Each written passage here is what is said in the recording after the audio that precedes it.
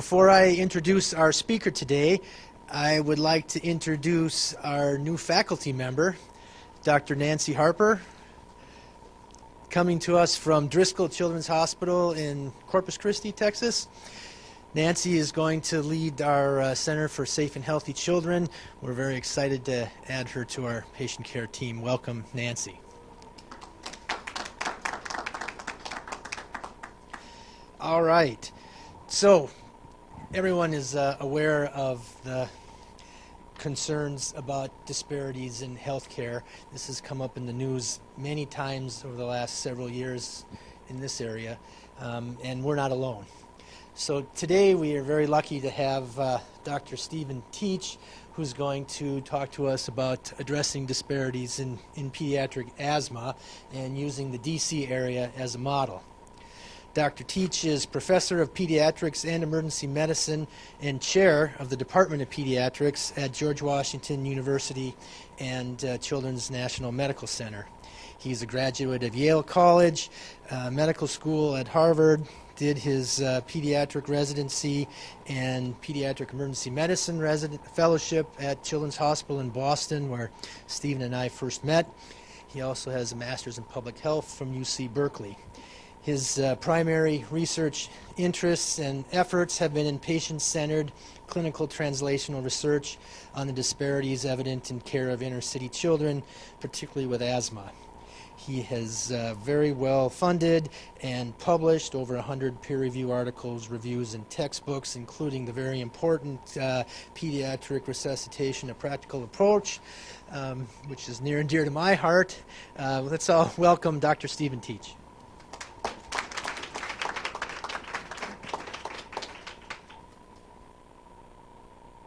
Is that working? Cool. So Mark, you forgot the most important accomplishment of my life, which dates back about 22 years, which was essentially encouraging you with a little bit of reluctance, as I recall, during our fellowship, to ask your wife out on a date. And I pushed that, and I got the opportunity to visit with that woman last night and her 3 beautiful children, and that was one of my best moves of that period, was to encourage you in that line, and 3 brilliant kids. So thanks so much for hosting me at your home last night and hosting me here today. Great medical center. Everybody I met has been awesome. Had a great sit down with the emergency medicine group and offered up some ideas. And we had a great interchange around that. So I'm here to talk about asthma, and I'm here from Washington, D.C. to talk about asthma. And what's really cool about Grand Rounds starting today, I didn't know if you guys knew this, but every week there's going to be a major door prize. And I get to give the first one. It's German-made. It's parked at the corner. Black exterior, leather interior, and Mark's got the keys, so you see him afterwards. And it goes to whoever can answer this sort of asthma, DC, presidential politics, presidential history kind of question. Okay? So get your buzzers on. It'll be the first hand up. Gets the metallic gray German-made door prize. What American president almost died several times from pediatric asthma as a young boy?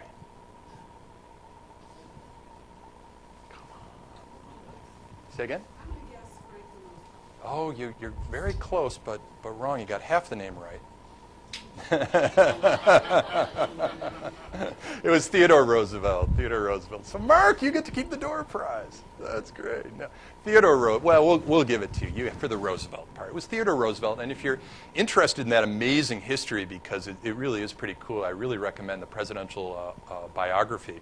Biographer David McCullough wrote a story about the Roosevelts' childhood called Morning on Horseback. And what's really amazing about that story is he had terrible asthma, which was exquisitely sensitive to his environment. He obviously was a very atopic child and had a lot of allergies. And what's amazing about that thing is that the Roosevelts, when they would deal with this, would exercise essentially what we call today an asthma action plan. You know, that thing with the green light, the yellow light, and the red light.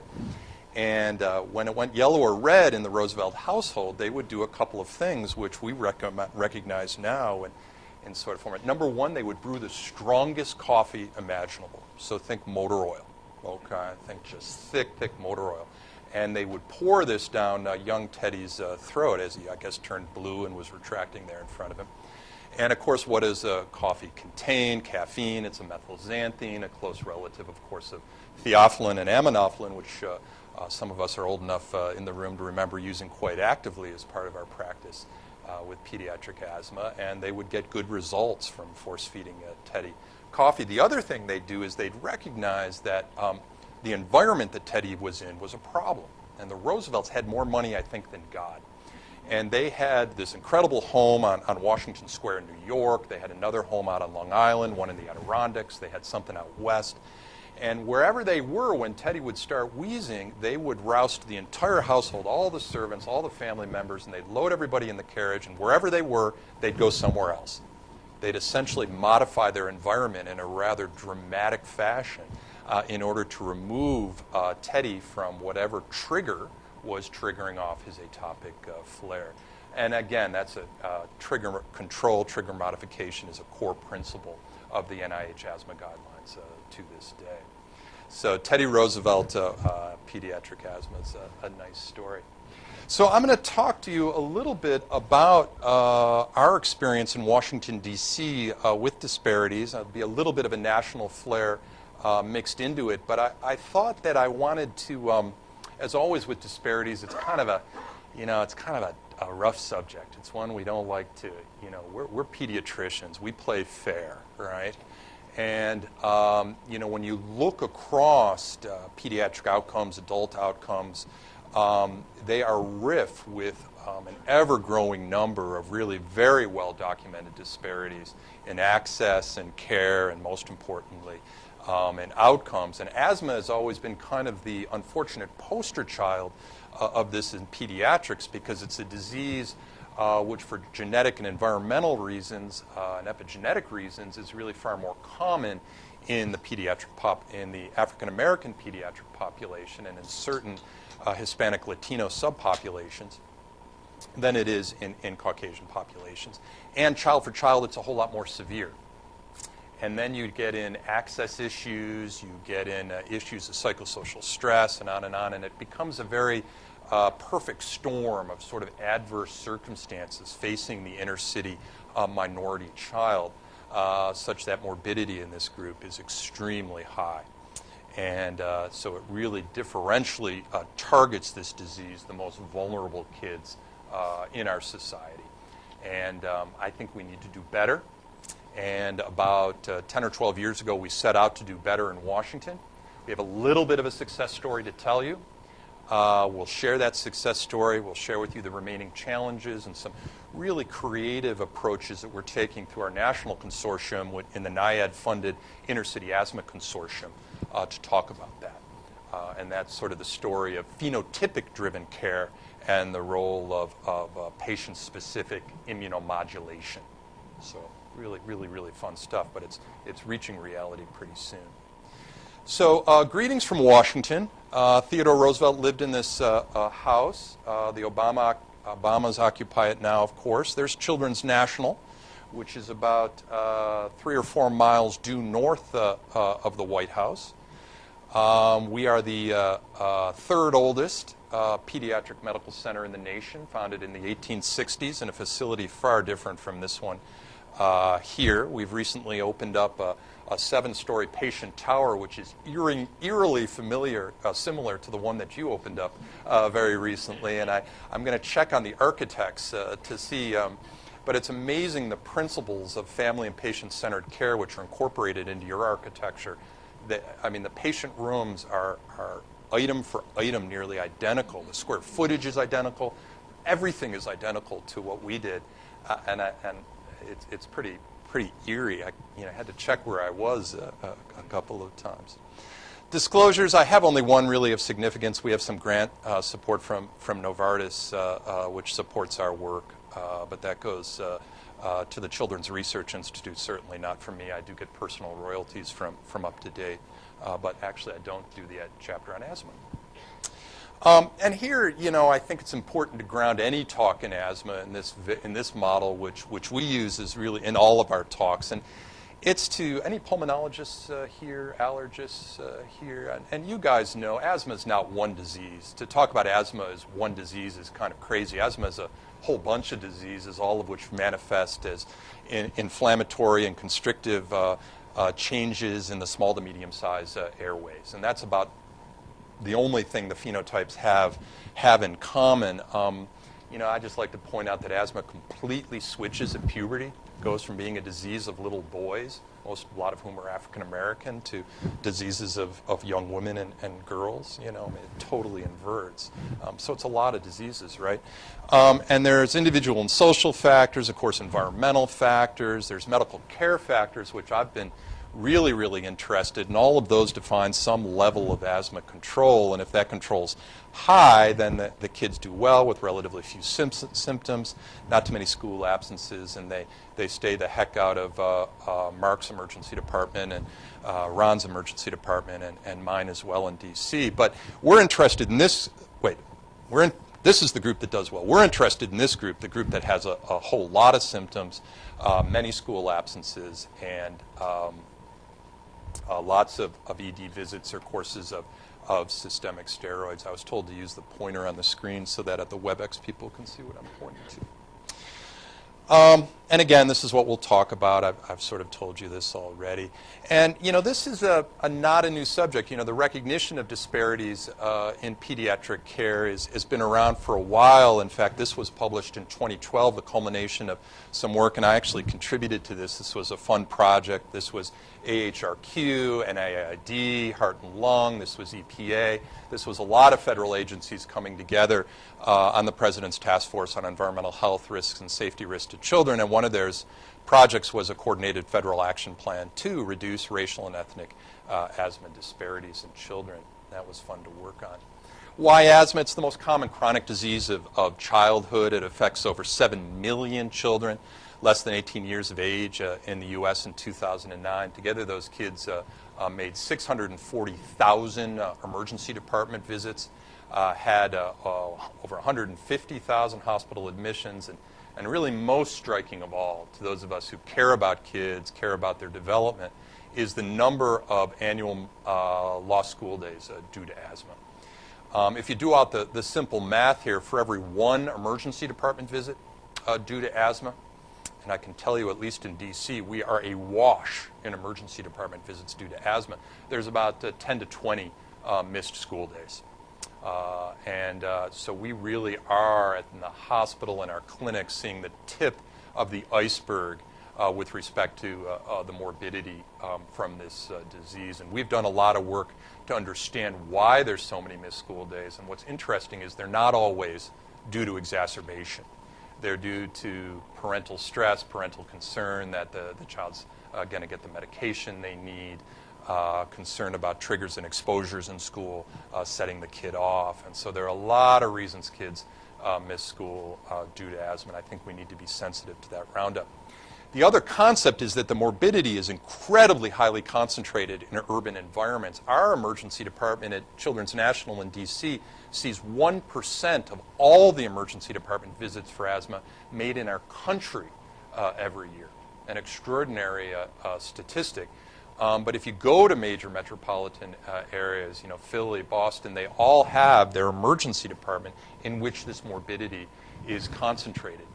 And that's a huge problem and a huge challenge, but it is also an enormous opportunity because the problem is concentrated and it allows us, at least on a national level, to design solutions and approaches to the problem, which then can be kind of concentrated. It's like concentrating your fire, concentrating your efforts on the epicenters of the disease. And then once we have model programs, and then pushing them out to areas which see less morbidity.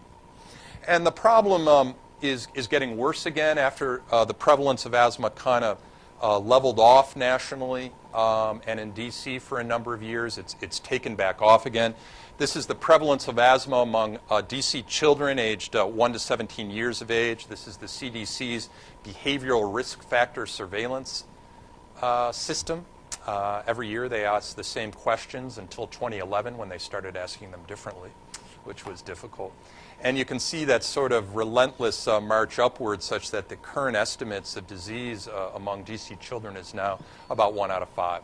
1 out of 5 kids in DC will report having current asthma. And we have access to some data from the most disadvantaged parts of DC, from the elementary school classrooms, using the California Health Inventory Survey, where we're seeing numbers as high as 35 or 40% of elementary school classrooms, those kids report asthma. It is a public health crisis of the greatest import, and again, it differentially and unfairly affects those kids with the least resilience and families with the least resilience to deal with it. Here's just one simple measure of disparity that blends together some national data and some local data from my program. My program, by the way, is called Impact DC. I should have mentioned that at the beginning. And Impact DC stands for Improving Pediatric Asthma Care in the District of Columbia. Impact DC. So if you look at just pediatric emergency department visit rates for asthma, and these are population-adjusted rates, and these are 0 to 17 years inclusive, it's about 100 visits per 10,000 kids per year nationwide. It's about 25% less in Caucasian kids. It's about 2.5 times as much in African American kids. And if you go to a big urban environment like DC, it can be as much as 4.5 times the national average. And DC is really an admixture of African American kids and Caucasian kids. So if you look at visit rates among African Americans in Washington, D.C., you're looking at rates 7, 8, 9, 10 times the national average. So we've got a real crisis, as do many urban environments nationwide. And what's kind of interesting is if you go and geospatially map this, you'll recognize Washington, D.C., I hope. Here's the Potomac River coming down. This is Virginia. This is Maryland surrounding the district. Malia and Sasha live with their parents right about there in the White House. And the seat of the government of what is arguably the most wealthy nation and powerful nation in the history of human existence sits right there. It's the Capitol building. Children's National sits right there, right on the north side of this reservoir right here.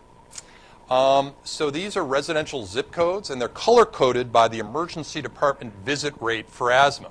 So this is the visit rate just for kids 5 to 14 years of age from 2010. We do comprehensive surveillance. This is all the emergency departments in the District of Columbia, including our own. And red and orange and yellow, that's bad. That's where the ED visit rates are very high. And green and green is good. And so what I point out initially is there's the Capitol building of the United States of America, and it is flanked by 2 residential zip codes which have some of the highest emergency department visit rates for asthma in the nation and probably the world. And I would describe this as a public health crisis and embarrassment. And if we can't do it in D.C., how the heck can we do it anywhere? So this was a big challenge to us when we saw this. What's going on in Northwest D.C. where it's nice and green? Well, that's where the wealthy, affluent families live. This is only about 10% minority. Think congressmen and senators and lawyers and more lawyers living up here in these residential zip codes. And the visit rate is extremely low. You move east and then across the Anacostia River here and south into what's called Southeast D.C. This is about 99% African American. The young adult male unemployment rate in this part of the district exceeds 25%. The poverty level, as you'll see, very high, and see in a moment, is extremely high, and the ED visit rate is really off the chart. When I tell you that 44% of the district's children live in these 3 residential zip codes, you see what an incredible challenge this is as a healthcare indicator. And it's about a 10-fold difference in rate between the most affected and least affected zip codes. And it's really correlated with poverty. So here's another map from our group, which just looks at the census tract level at poverty in the district. So where it's orange and red and yellow, that's where the poor families are. And it's a kind of a complex measure of poverty that I won't go into, but you can see the very, very close correlation between where the poverty is and where the emergency department visits are. You see this sort of sea of green and affluence up here in Northwest, and the sea of green in terms of the emergency department visit rate. Now, the second door prize is going to go to whoever can identify these three areas which are anomalously located here in Northwest DC. Anybody know? Can't guess? Well, this is Georgetown University, and that's American University. And this is my university where I'm chair. This is the George Washington University down here. And so these are poor students, not poor families. So they don't count.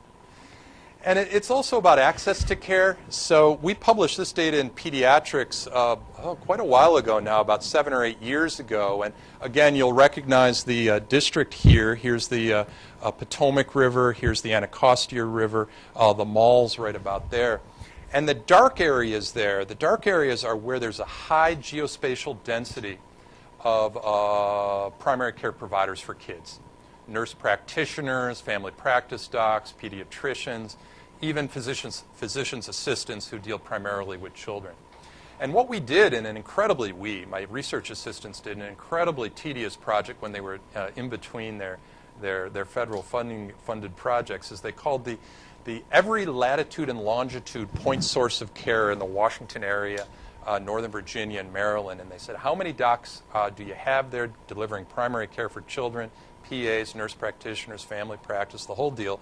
And then we put them through all these adjustments, and then we geospatially map the density of care. So where it's dark, that's where there's a lot of docs. Okay? Where it's light, here again in Southeast DC, that's where there are not very many docs. So this gets at the idea of when a mom walks out on her front stoop and she looks around, what is the density of pediatric primary care in my neighborhood? Okay? And it's awful low. Where the asthma epidemic is at its worst. So this really, I think, is a very visual sense of the impact of poor access. Let's take it one step further in the map on the right and just envision about 300 visits to our emergency department, which sits right about here, okay, right in the center of this mess. And we took about 300 visits of kids with moderate to severe exacerbations, which we had a definition for. And we said, let's take their home addresses and turn them into black dots and drop them on the map on the right. Okay, where are they going to cluster? All right? They're going to cluster in all those light areas. And it was like it lit up for us. So you see here all these kids in Southeast DC, down on the eastern end of Capitol Hill, where RFK Stadium is. It's a very impoverished area. The Georgia Avenue corridor. Where weren't the kids coming from? Northwest DC, Bethesda and southern Maryland, areas of great affluence. And so we further then went on to ask ourselves, okay, so we didn't find any black dots out here. Are they going to other hospitals in Maryland? Are they going elsewhere? So we contacted all the hospitals in these areas, and we asked, and we actually developed IRB approved surveillance plans for them, and we just found no visits at all. There simply are that affluent white kids with asthma just don't go to emergency departments for asthma care very often, and certainly not at rates of the disadvantaged, largely minority population. And we just see this no matter how we look at it over and over again, we just found the same thing. So that's kind of what, the disempowering thing. The empowering thing is we actually went and said, okay, you know what? We're going to do something really crazy. The true definition of, what's the saying? Are there any psychiatrists here? The true definition of a neurosis or something like that is doing the same thing over and over again and expecting a change in outcome, right? Yeah, so we said, you know what? We've been doing the same thing with pediatric asthma in the District of Columbia for a generation. Clinic-based care, using subspecialists on an as-needed basis, and we, are having terrible outcomes that are embarrassment to all of us and should be an embarrassment to the nation. Let's go totally out of the box and let's target the highest morbidity kids. And again, this is based on the very simple, long-standing observation of what is the single biggest predictor of requiring of going to an emergency department for asthma care. Okay? If you're a child. It's simple. It's having been to an emergency department previously for asthma care. So we knew where the high-risk population is. We knew where to target these efforts. And so we had this really crazy out-of-the-box idea that we would simply leverage the pediatric emergency department to identify these kids and then invite them, get this, to come back to the emergency department. You love it so much, instead of arranging your follow-up care with your pediatrician or your follow-up care with your allergist or with your pulmonologist, instead we'll have you return to the friendly, familiar confines of the emergency department itself. And this was the totally out-of-box notion that nobody had ever done before. And you know what? I'll take you to the end game. It's been an out-of-the-park home run, and we do it in lockstep with the primary care community. So let me tell you that story. All we did, and you guys should recognize these, I hope, as the guidelines of the National Institutes of Health. They come out of Heart and Lung through an outfit called the NAEPP, or the National Asthma Education and Prevention Program. They're called the Expert Panel Recommendations of the NAEPP, of the NHLBI, of the NIH. And this is a panel that was originally convened around 1990, published a 70-page, largely non-evidence-based document of sort of consensus best practice asthma care. It was revised in 97 as a much thicker, more evidence-based document. It was updated in 2002. Selected subjects, and then completely redone into a 457-page, highly referenced, exquisitely evidence-based document, which really can be distilled down to, most of us think, these 5 principles, these 5 priorities: proper diagnosis, patient and family education, identification and control of triggers. Remember the Roosevelt's changing house when Teddy started to wheeze. A clear medical plan, which, for the last decade or more, has largely been based on the proper use of inhaled corticosteroids when indicated, with proper technique and long-term adherence. And then effective longitudinal care, essentially acknowledging that asthma is a chronic disease that we do not cure. We manage it. It's like insulin-dependent diabetes, seizure disorders. It's very rare to achieve a cure in asthma, although people are beginning to talk about that through immunomodulation, and we'll see where that goes over the next couple of decades. But right now, we're still in a management mode. And that needs to occur in the context, most commonly, of the primary medical care home. All right, with all due respect to the allergists and the immunologists and the people who've dedicated their academic career to studying asthma, I think we all agree that the lion's share of asthma is still very much manageable in the primary care home, and that's what we very much encourage as part of our program. We just incorporated these into our program, Impact DC, and then did this really, really wild thing where we kind of leveraged these observations. You got a kid out in the community, all right, and that child with asthma experiences an acute exacerbation, a flare-up. They come into our emergency department, and ED treatment for asthma is incredibly aggressive and effective now. Our admission, nobody waits for care. Most people get their oral steroids within about 10 or 15 minutes of arrival. Their first dose of beta agonist is usually within 20 minutes of arrival. It's incredibly intensive. And our overall admission rate at Children's National, where we have in excess of 6,000 asthma visits a year, is only about 10 or 11%. Okay, when Mark and I were fellows in the early 90s at Boston Children's, we were admitting about 30 to 35% of our visits with asthma. So we've come a long way.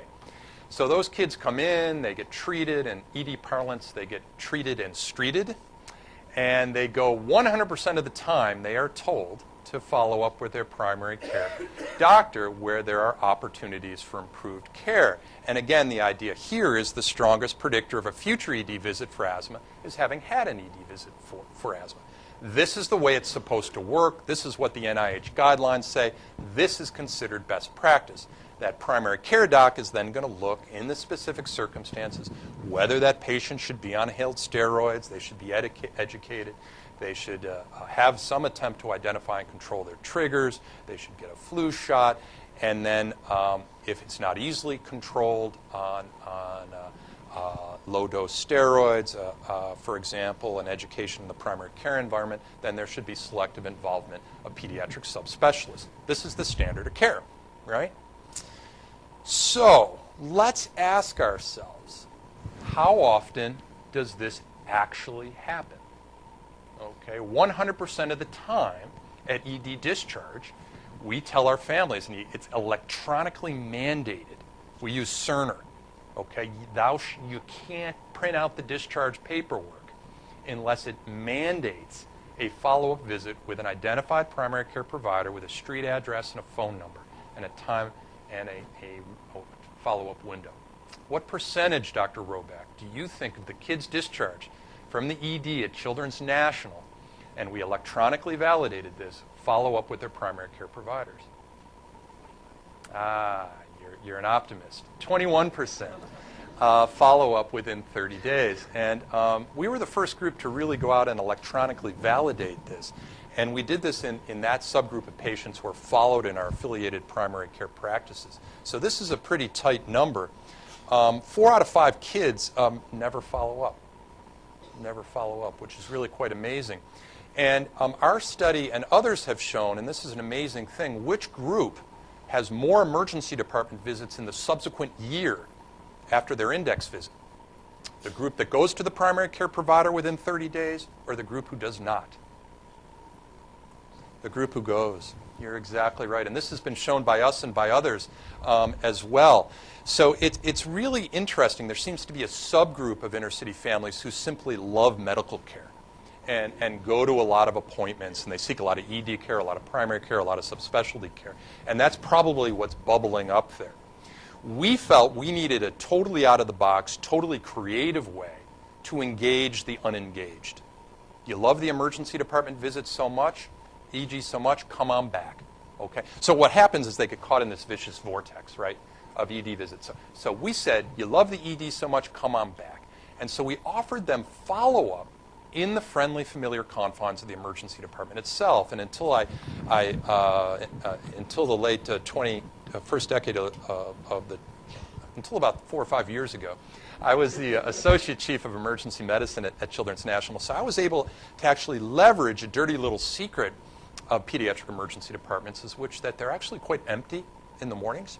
You know, there's a lot of clinic space, those of you who are looking for clinic space in the ED. And I was actually down in your ED this morning, and there was some clinic space. Yeah, Mark's like, be quiet, move on. So we started to have the Impact DC Asthma Clinic in those empty emergency department rooms. We invited these families, you love the ED so much, come on back. Crazy, totally nuts notion. You know what? Remember the 20% that followed up with their primary care providers? In our original trial, over 70% followed up within 15 days. It was just an astounding observation. More than 3.5 times as many were following up with us than with their primary care providers. It was really extraordinary. And at this visit, we didn't do any real rocket science at all. Yes, doctor? Yeah. Thanks for that. So the question is, could the patients walk in, or were they scheduled? These were scheduled clinic visits. And they're not emergency department visits. They're not. So what happened if they were late, for example, for their emergency department asthma problem? Well, we would follow mostly the rules, the clinic rules of the hospital, which depends on how late, and in our case, it depends on how busy the ED was and whether they needed the rooms. I'm incredibly generous with our time, and I say, you know, you're here, let's see you, is my general approach to it. But so anyway, we'd see them, scheduled visit, and the whole idea is we'd put them through an NIH-based program of education around triggers, medication use. We'd get them up on inhaled steroids. We'd do a lot of education, and then we would do some short-term case management to make a primary care doctor appointment. We send the results of our evaluation now electronically to the primary care guy, including an asthma action plan, a summary of our assessment, identification of triggers, what we did, And then we really bird dog the families over the telephone to make sure they get to the primary care doctor. And the whole idea is to break this cycle of overdependence on the emergency department. So this is really conceptually turning the emergency department into a very proactive part of the public health continuum. It's essentially embracing, if you will, this overdependence that the community had by this at-risk community had on the emergency department and leveraging it to their ultimate good. And since hence was born the Impact DC Asthma Clinic, it's very granular. Each visit is much longer than a typical clinic visit. And we do that by using physician extenders. So we really have a lay population of asthma educators, most of whom are recent college graduates who we teach the principles of asthma care, the principles of interviewing, motivational interviewing, shared decision making, shared goal setting. We do a lot of technique. Asthma is not a disease. It's kind of like diabetes, where you can simply hand the kid the syringe and the insulin bottle and say, have at it.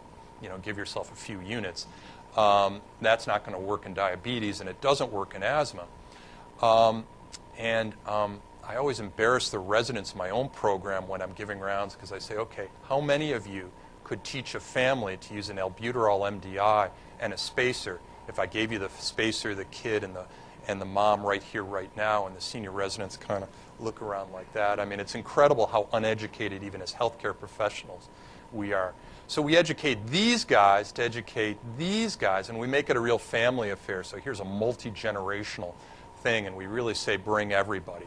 And it's been wildly successful. A lot of 2- and 3-dimensional models, low literacy population. Here's some of our literature. This is all available. It's totally unbranded, non-trademarked. You can download it for free. It's in Spanish and English. It's been vetted to the 6th grade reading level.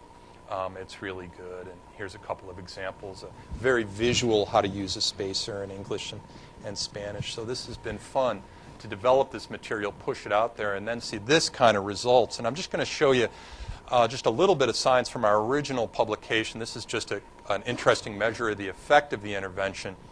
So this is a compliance with inhaled corticosteroids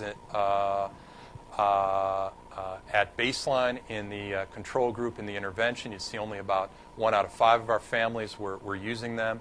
Way out at 6 months later, you see no budge at all in the control group, but a huge upswing, sustained upswing in the intervention group. So there's about 100% more patients in the intervention group were using inhaled steroids at 6 months after this short-term educational program, transitional program, establishment of a primary care relationship. Very exciting, very proximal measure of improved asthma care that led to, whoops, I'm going backwards, led to this distal measure of improved outcome. So this is just ED visits in the first 6 months after the intervention, and you see we slash those in half. And again, this is by intention to treat analysis, so very conservative analysis. Remember I told you that only about a little over 70% of the patients invited to come back to the intervention actually came. So that means 30% didn't come. But the 30% who didn't come are treated as part of the intervention group. That's an intention to treat principle in any randomized trial for those trialists in the audience. And we still had a very important effect. And that effect has really been seen at the population level now, which is incredibly exciting for me. We started Impact DC in the early 2000s, and this is an at-risk analysis. So this is the ED visit rate for asthma per 1,000 kids with asthma in the District of Columbia. So in 2003, there were about 420 visits per 1,000 district residents 1 to 17 years of age with asthma. And by 2010, we had cut that number down to about 250, and that's a reduction of about 40%. Really quite dramatic, and it really was the associated with the advent of this morbidity-focused intervention. So although we can't claim that the intervention resulted in these reductions, we certainly can be proud of our association with them. Who can tell me what happened here in 2009 when there was this big surge, right? H1N1. That was all H1N1, and all those excess visits occurred in October of 2009, and those of us working in ambulatory pediatrics then remember that terrible, terrible month. The good news there, you know what the admission rate at Children's National was in the month of October 2009 for wheezing, for asthma exacerbation? So it's about 3 or 4%. You know, about less than half of our normal admission rate. So H1N1, we really dodged a bullet there. You know, the entire pediatric population of the District of Columbia got H1N1 or was vaccinated or both. I don't think there was a single child who escaped one of those three outcomes. And everybody with asthma got it. And the kids with asthma who got it, a lot of them started to wheeze. That was the bad part. The good news was that very, very, very few of them were sick. We had some who were sick, but not too many of them. My fear is the next pandemic, it's going to be different, and these kids are going to get sick, and our system is not going to be overwhelmed, not only on the ambulatory side, but on the inpatient side. And this is the kind of thing that keeps me up at night when I think about our role in the public health continuum in my city. So, and this is pretty cool, you know, and the good news is here we dropped this by 40%. The bad news is it sort of came down and then it kind of leveled out. And we really weren't able to push it down a whole lot further. And a couple of things going on here. I think, you know, any part of an intervention that you always get the easy stuff first and then the hard stuff is left to last. So that's a challenge. But another thing is the community was acting in a different way with respect to emergency department care overall, and that's shown on the next slide. So look at this, ED visit rate for asthma among kids with asthma. Here's the ED visit rate for all reasons among all DC kids in the District of Columbia over the same period. Okay? It's rising very, very steeply, up about 30 to 35%.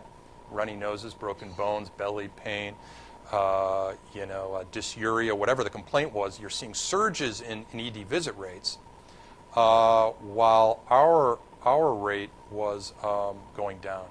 So we were pretty excited by that. We really were. So just to close this portion, and then I want to talk just for a few minutes about immunomodulation.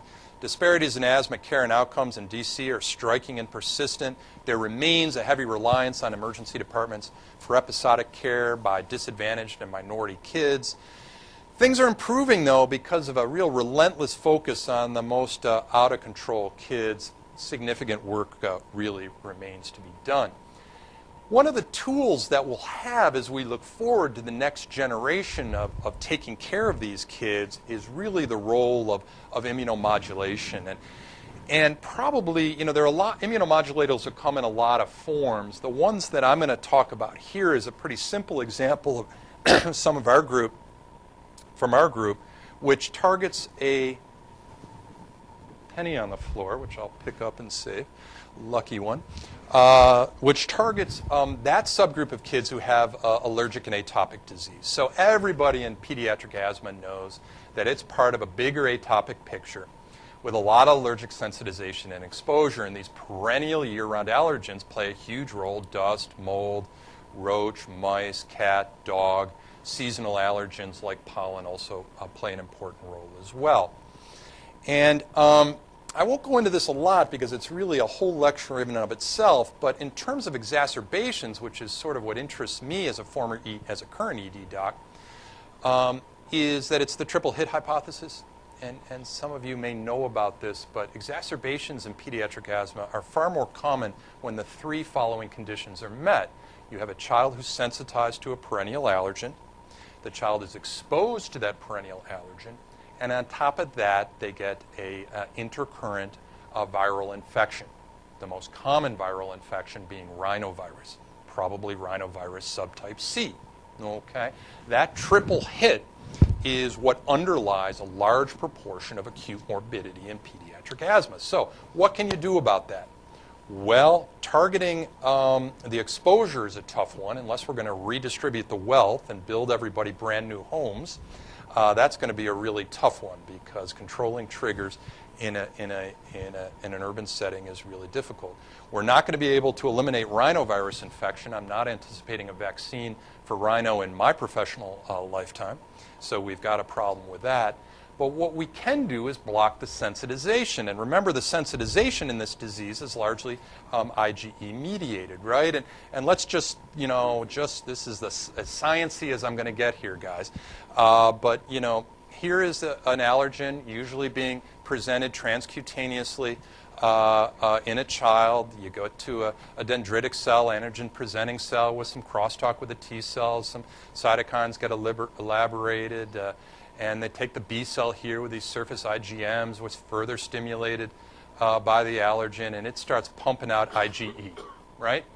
IgE floats around, and it attaches itself to tissue mast cells, lungs, skin, the gut, blood vessels, and they attach to circulating basophils as well. And the key player here is the high affinity Fc epsilon receptor, okay?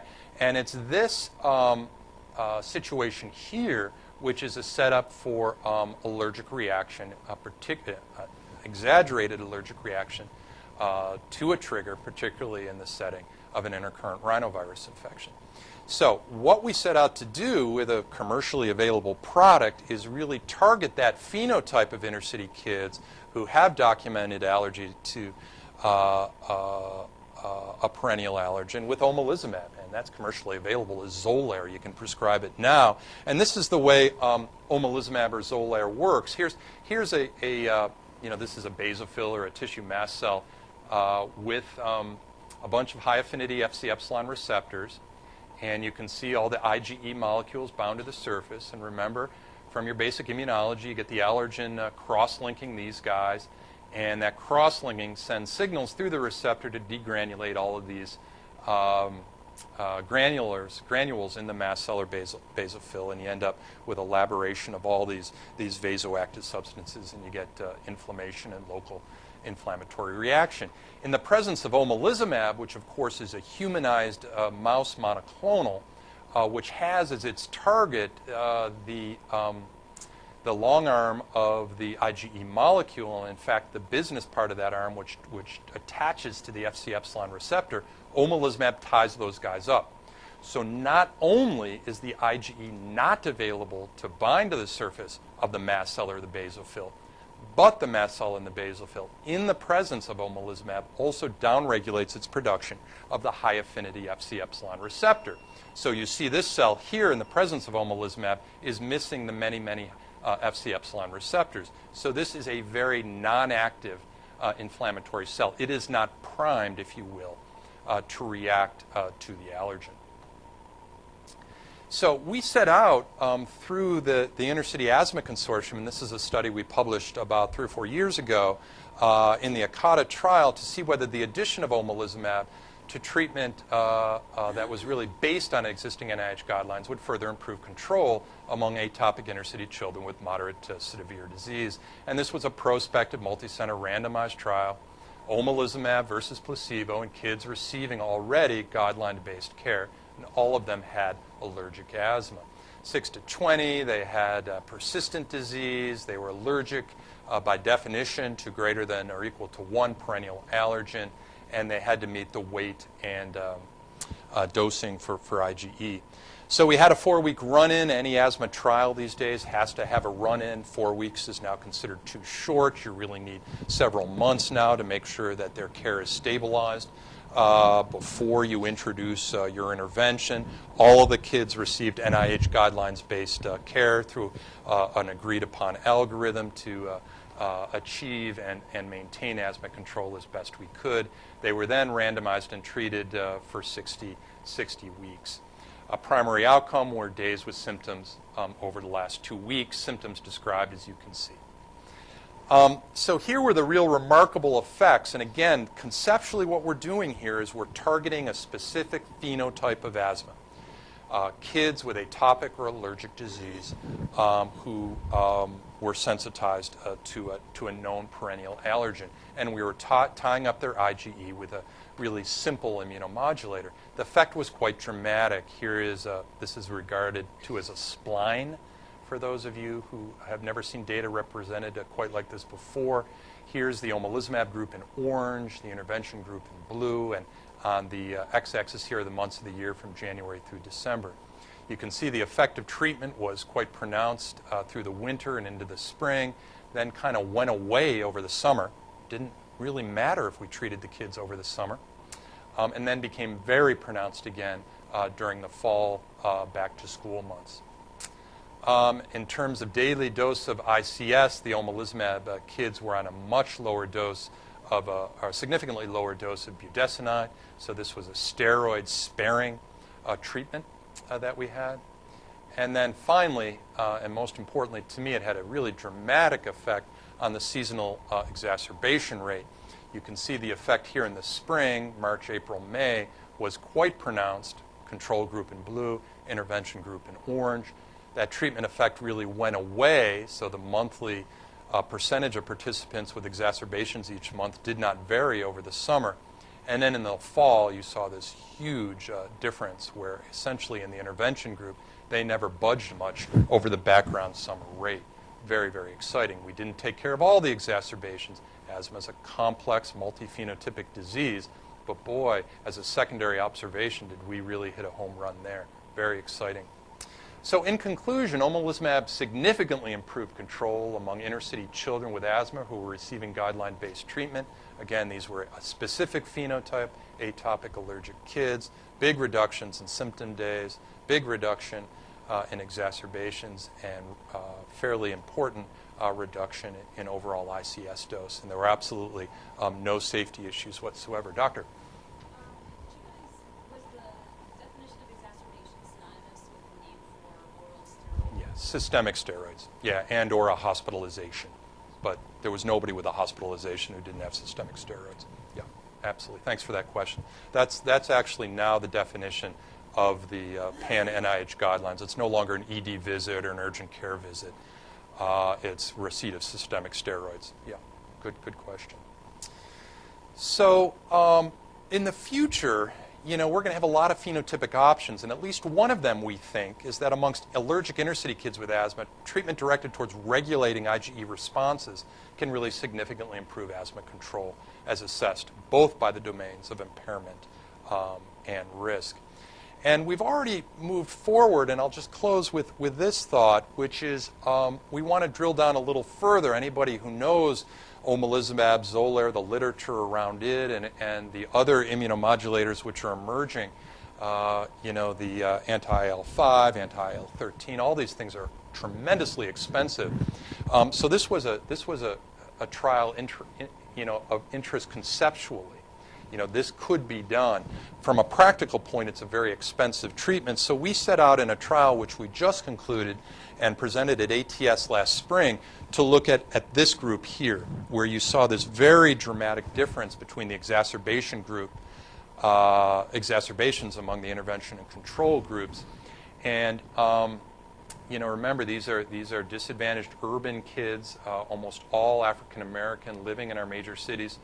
And every time you have an exacerbation, you miss a whole lot of school. And these exacerbations, as you can see in the control group, who are getting NIH guideline-based therapy by asthma experts, still, nearly 15% exacerbating during the back-to-school months, missing a lot of school. When you miss a lot of school at the beginning of the school year, you're sort of set up for a year of school failure. Failure rates are much higher if you don't get off to a good start in school. So this became an interesting target for us, and we presented data and are writing that up right now, which really showed a very dramatic treatment effect if you start the therapy right here, and you only continue it during the period of risk. So we targeted a group of kids with a history of exacerbation, and we said, if we start this just 3 or 4 weeks before you guys go back to school, will we attenuate the exacerbations that are so prevalent during the back-to-school months? We've presented this at ATS. The answer is yes. That answer is out there. We're writing up the manuscript now, and we're hoping that this will be really, again, a continuation of the evolving paradigm where we're going to be looking at specific phenotypes of asthma and targeting our immunomodulators, targeting our immune stimulators towards those subgroups in a very targeted fashion. So very exciting. I'll take questions in just a second. One of the really fun parts of of being in Washington, D.C. is that you get special visitors, and we were honored, my program, to receive a visit from the president in June. This is me arguing very persuasively for increased NIH funding for patient-centered translational research. This is my leadership group of my program meeting with the president. It was absolutely thrilling, and what was greatest about this visit was the way the president engaged with our families. So these were 7 of our moms, a couple of grandmoms with their some of our study patients, and he really, really wanted to hear their story, and he actually shared quite a bit about Malia Obama has asthma, and their journey towards control, which was an interesting journey. And he really wanted to hear the stories of the kids and the moms, and he spent about 15 minutes with us. And it was really, for those kids, I think, very, very life-changing. So that was a validating part of our program. But, Doctor, I'm sorry. Go ahead. So I was just curious because, not to get off into eosinophilic versus neutrophilic Sure. sort of phenotypes of asthma, but were there any other, did you guys look at exhaled nitric oxide as far as predictors for exacerbations in the same time you were doing the omalizumab, sort of looking at that with that sort of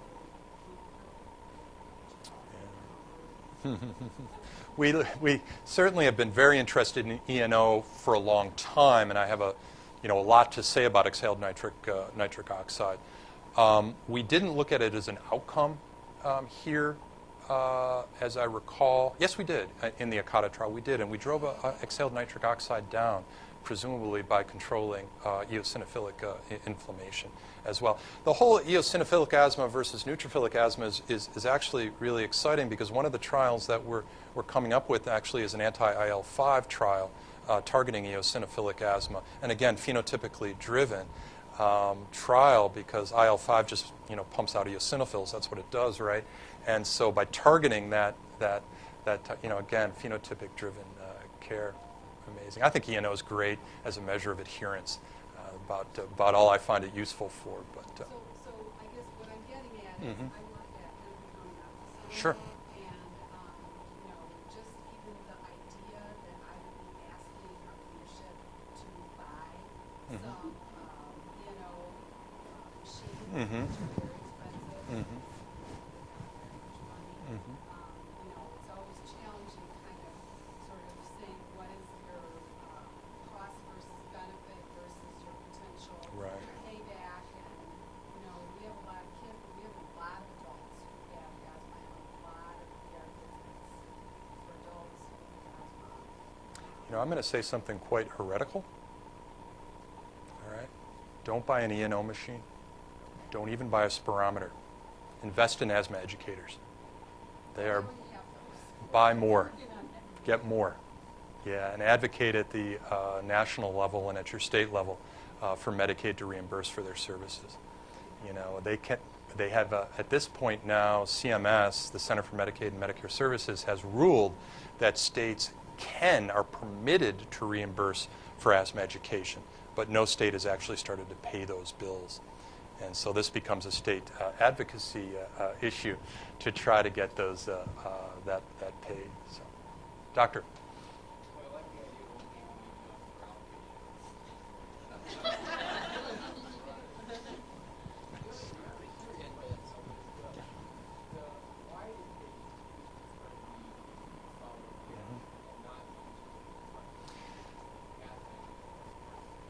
So the question is, why did they come back to the ED? And our Medicaid managed care density is near 100%. So everybody's got an identified primary care provider on their card. Joe, you're exactly right. There's something magical about the ED. There really is. Do you know what the median wait time in our emergency department now from triage arrival to seeing a doctor or a nurse practitioner? It's 24 minutes. 50% of the patients are seen in 24 minutes or less after arrival. And if you have serious asthma, you're seen within 3 or 4 minutes of arrival. You're in the back. getting oral steroids, getting hooked up to the oximeter, getting your first round of beta agonists. Care has become incredibly patient-centered in emergency departments, and I think Mark's ED and Ron's ED is just, a quintessential example of that. You come in, you're comfortable, you get a widescreen TV, we offer you ginger ale, and you know what? We fix your problem. It's incredible. You come in with a wheezing, blue, retracting, coughing kid who's got you scared, silly, and you leave with a kid who's running and skipping, and we do that all within about 2-3 hours. A tremendous amount of trust. I go there because that's where the doctors are. I go there because the kid's wheezing, and I trust them, and they succeed. And we are available 24 hours a day, 7 days a week. You don't need an appointment. Something else I'll say, kind of heretical, Joe, is I would encourage you tonight, okay, call the 3 or 4 primary care pediatric clinics in the inner city of Minneapolis and listen to their phone recordings, what they're telling you to do. It's really very eye-opening. And this is a challenge, and I'm not out here to impugn the primary care environment. I now work hand in glove with them, but the resources are not aligned with the necessary services. The emergency department is the one big exception to that. So families come and they really trust us. Doctor?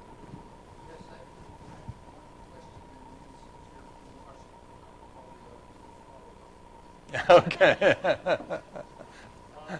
I feel like I'm in a presidential news conference here. Okay.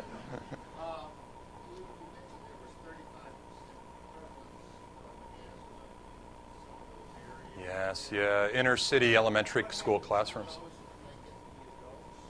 Yeah. Most of them are young boys in the elementary classrooms, and as you know, particularly among African American boys, at puberty the disease has an astounding rate of remission. Sometimes it remits entirely, such that there's no definable airway obstruction. No, ENO is normal. And it turns on among females. Some of those kids, boys, go on to have continued persistent disease that extends into later life. It's tough because it depends so much on the exact phenotype that you're describing. But in my practical experience of treating a huge number of inner city African American boys, the majority of them have significant, if not complete, disease remission with the puberty.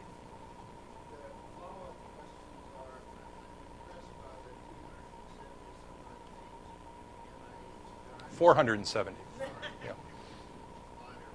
Yeah.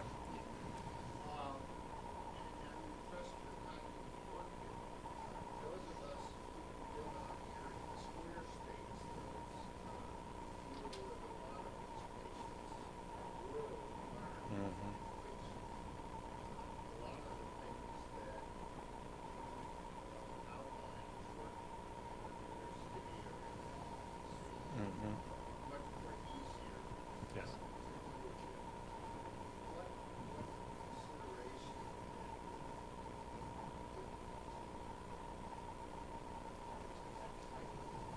That's an awesome question. So the question is, what about other types of asthma, not urban African American poor kid asthma, but rural, oftentimes poor kid Caucasian asthma? And I can answer it quite simply by saying, first I'll answer is, who led the guideline development in 2007 was Bill Bussey, who of course is former chair of medicine at Madison, Wisconsin. So one of the square states actually did lead the guideline development. So okay. And a particularly unusually shaped city of Madison, right? So yeah, right. Fair enough. Touche. But I don't know much about that world. And when I go around and I talk about asthma, I really often quote Tip O'Neill. Remember Tip? Speaker of the House with Ronald Reagan. The last time that politics actually worked in Washington was Tip O'Neill and Ronald Reagan. And they were an amazing twosome. There's a new book about them out actually now. But Tip O'Neill said all politics is local, and I believe all asthma is local. And when you want to understand one environment of asthma care and care resources and what the kids are facing, the viral load, the antigens, you understand just that environment. And so we delivered a locally responsive intervention in Washington, D.C., which we're now pushing out to similar environments. And the overall theme we're saying is focus on the high morbidity kids, because they'll get you the most bang for the buck if you want on a population level to reduce morbidity. That's the simple concept we're pushing out. And I think that concept is applicable to rural environments as well. The single most important predictor of requiring oral steroids for asthma is having had them. So focus on those kids and deliver really aggressive care. That's right. So you have to come up with creative ways to get that messaging and that education there. I hear you, and I don't have a great practical solution.